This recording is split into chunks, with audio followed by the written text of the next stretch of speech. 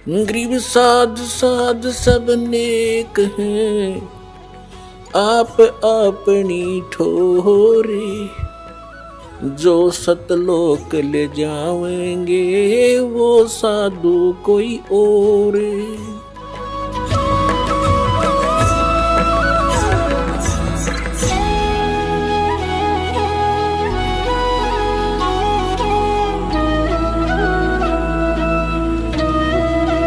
अब सच्चिदानंद घनब्रह्म की वाणी आपको सुनाते हैं। जैसे हम सोचा करते थे कि ये साधक घर त्याग गया, जंगल में चला गया,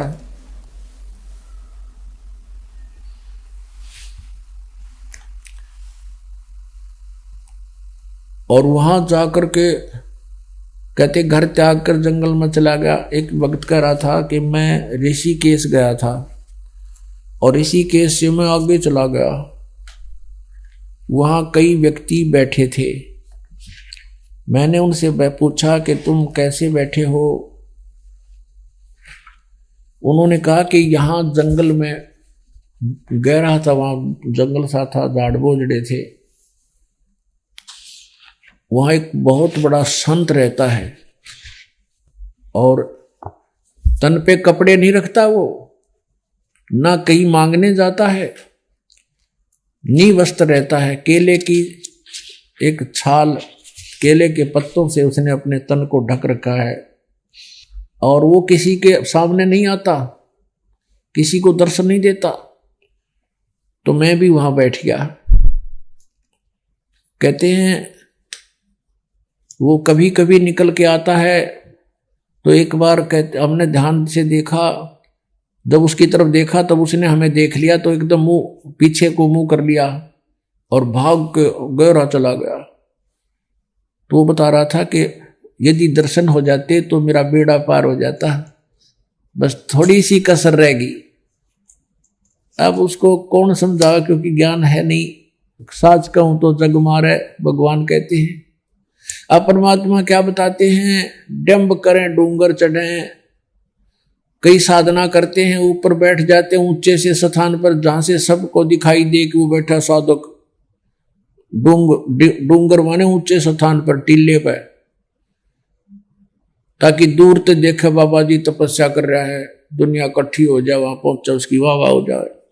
कहते हैं डंब करें, डंब माने पाखंड करते हैं ये लोग। डंब करें डूंगर चढ़े, अंतर झीनी झूल, और जग जाना यो बंदगी करे यो वो है सूल बबूल। ये तो काटे वो अपने अगत में, जनता जाने बड़ी श्रद्धालु जाने भक्ति कराए। फिर क्या बताते हैं, केले की कोपीन है, यानी केले के पत्ते का लंगोट बना रखा है शरीर पर, कुछ नहीं। और फूल पान फल खाही, नर का मुख नहीं देखते जो बस्ती निकट ना जाही। वो जंगल के रोज हैं जो मनुष्यों बिद के जाही, निस्तिन फिरो उजाड़ मैनो परमात्मा पावे नाही। कि केले की पत्तियों की लंगोट बना रखा है।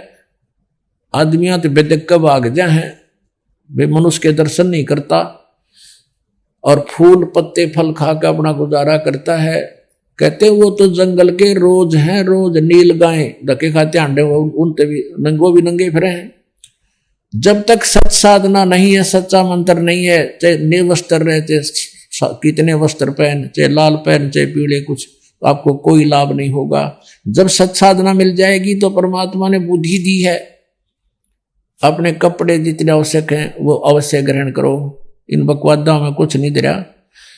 हम पहले जब गुरुजी के पास जाते थे, छुडानी गुरुजी आते थे हमारे, तो वहाँ और भी साधु जो नकली आते थे, तो वो क्या करते थे कि एक तो केवल एक बस एक कपड़ा बांधते थे पर्दे पर, तय मनसा घुटना तो ऊपर ताई का, और बाकी नी वस्त्र रहते थे शेष। उसको अवधूत कहते थे, अवधूत।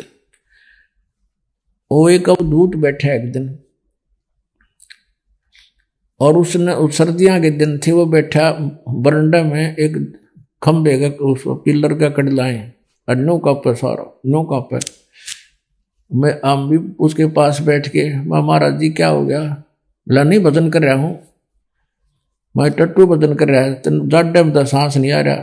भजन तो जब हो तेरे पास रजाई हो, आराम से बैठ कर भजन करिया, गर्मी कपड़े पहन ले तो भक्ति होगी आपसे। बोला चल चल अपना काम कर, हम अवधूत हैं, हम कपड़े नहीं पहनते। बताइए न कौन समझावे सिर फिरा ने, सारा कापन लाग रहा, दाढ़ बाजे, का भजन करो, टट्टू भजन। अब भजन की भक्ति ना तुम्हारे पास, तुम करके रही हो, पहली बात तो नाम नहीं है। गुरु बिन काऊ न पाया ज्ञाना, जो थोथा वो छड़े मूड के साना। गुरु बिन वेद पढ़े, जो प्राणी समझे ना सार रहे अज्ञानी। तो इस तरह की साधना करते हैं तो परमात्मा कहते हैं कि नर का मुख नहीं देखते तो बस्ती निकट ना जाही। उन नाम बड़े महात्मा मान्या करते, गांव में बिना आदमी नहीं देख कर भीतर भाग अंदर भाग जाता है जंगल में। कहते वो जंगल के रोज हैं, आदमिया तो बेदक कब आज मानस कोई बात हो, आदमिया तो फड़क है मनुष्यों बिद का जाही। और निस दिन फिर उजाड़ मैनो परमात्मा पावे नाही। तो सारा दिन उजाड़ में धक्के खाओ, नो भगवान नहीं मिले। भगवान के पाने की विधि है, वैसे ही मिलेगा।